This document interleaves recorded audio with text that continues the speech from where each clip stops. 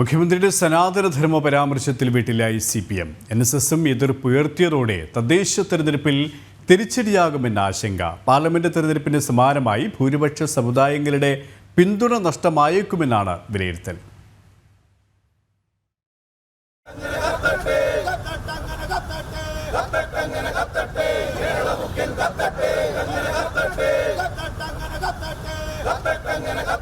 മുഖ്യമന്ത്രിയുടെ ഹൈന്ദവ വിരുദ്ധ പരാമർശങ്ങളിൽ സംസ്ഥാനമാകെ പ്രതിഷേധം കത്തിപ്പടരുന്നതിനിടെയാണ് പിണറായി വിജയൻ അനാവശ്യ വിവാദം സൃഷ്ടിച്ചെന്ന വിലയിരുത്തലിലേക്ക് CPM പോകുന്നത്.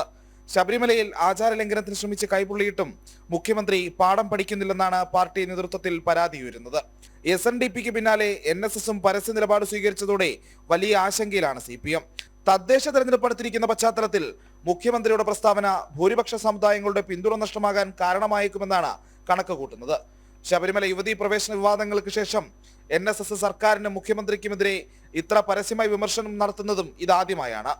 പൗരത്വ നിയമ ഭേദഗതി, പലസ്തീൻ വിഷയങ്ങളിൽ മുഖ്യമന്ത്രിയും CPMും നടത്തിയ അമിത മുസ്ലിം പ്രീണനത്തിൽ സർക്കാരിന് വലിയ തിരിച്ചടി നേരിട്ടിരുന്നു.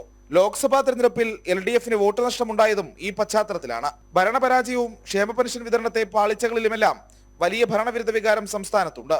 ഇതിനൊപ്പം വീണ്ടും ഹൈന്ദവ വിരുദ്ധ നിലപാടുകൾ സ്വീകരിക്കുന്നത് വലിയ പരാജയത്തിലേക്ക് നയിക്കുമെന്നാണ് CPMിലെ ഒരു വിഭാഗം നേതാക്കൾ കരുതുന്നത്. ജനം, തിരുവനന്തപുരം.